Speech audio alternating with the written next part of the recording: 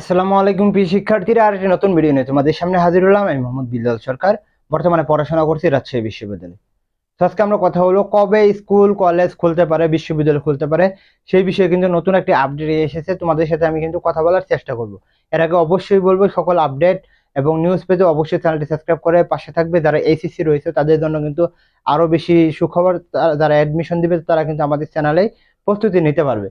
কবে school college বিশ্ববিদ্যালয় খুলবে যদি কথা বলি, আজকে যদি তোমরা নিউজটা দেখো, আশা করি তোমরা স্ক্রিনে দেখতে পারতেছো নিউজটা। সেটা হচ্ছে যে শিক্ষামন্ত্রী বলে দিয়েছে কি, আমাদের যে স্কুল কলেজ খোলার যে একটা কথা ছিল, এবং তোমরা জানো যে প্রাইমারি স্কুলের কিন্তু একটি প্রাথমিক স্কুলে কিন্তু প্রাথমিক বিদ্যালয় খোলার একটি সম্ভাবনা ছিল।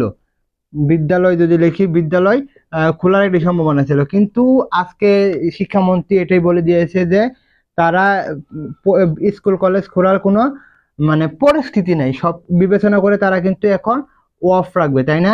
তারা কিন্তু এটাই বলে দিয়েছে, এখন কিন্তু তাদের শিক্ষা প্রতিষ্ঠান কিন্তু অফ রাখবে। কারণটা কি তোমরা সকলে জানো, যে কারণটা হচ্ছে যে দেশের মধ্যে এখন যে পরিস্থিতি বিরাজ করছে সেটা কিন্তু ভয়ঙ্কর রূপ ধারণ করতেছে। হ্যাঁ, তো ভয়ঙ্কর রূপ ধারণ করার কারণে কিন্তু আমাদের এখন শিক্ষা প্রতিষ্ঠান সকল কিছু কিন্তু বন্ধ রয়েছে। এবং তারা বলে দিয়ে, শিক্ষামন্ত্রী বলে যে সাফ কথা বলে দিয়েছে, কবে স্কুল কলেজ খুলবে সেটা কিন্তু আসলে বলা যাচ্ছে না। হ্যাঁ, আর অবশ্যই বলবো চ্যানেলটি সাবস্ক্রাইব করে পাশে থাকো, তোমাদের কিন্তু সকল আপডেট তোমরা এখানে পাবে। তো এই বলে আমি শেষ করছি। আসসালামু আলাইকুম।